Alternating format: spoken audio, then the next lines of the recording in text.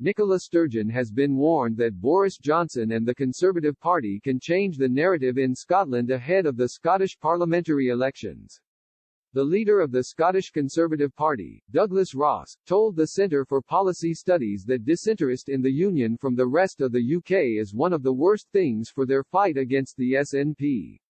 He added that it is not inevitable that Nicola Sturgeon's party will secure a majority in the May 2021 election. Mr. Ross said, "I think the most useful thing is to end the defeatism. Defeatism and disinterest in the Union is one of the worst things for our support to hear in Scotland. People who already believe that the Union has already lost this argument in Scotland are wrong. I do not believe that independence is inevitable. I think we have got a very strong passion-positive case to deliver for Scotland's place in the Union. We just need to ensure that all Unionists believe in that.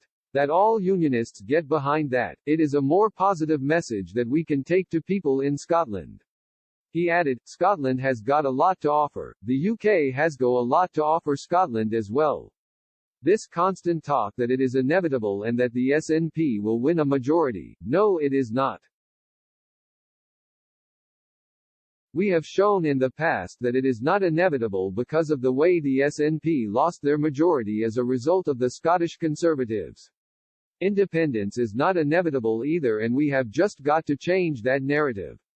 Scotland's First Minister has outlined her plans to push forward with a legal referendum on Scottish independence if her party secures a majority in the May election. However, this approach has been heavily criticised by the leaders of the opposition parties in Scotland.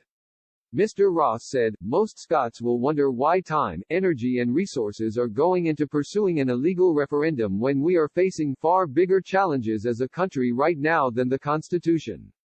While Jackie Baillie, the interim leader of Scottish Labour, stated, "It is inexcusable that at this time of acute crisis the SNP seeks to put its plan for independence above everything else." Willie Rennie, the leader of the Scottish Liberal Democrats, added, "Thousands of people have lost their lives, even more are living with the long-term effects of the virus, the hospitals are bursting at the seams, operations are cancelled, businesses are on their knees, schools are shut, yet the SNP think now is the time to restart their campaign to break up the UK. It is crass, insensitive and the wrong priority for our country." Prime Minister Boris Johnson has repeatedly rejected the notion of another Scottish independence referendum, insisting the last vote in 2014 was a once-in-a-generation vote.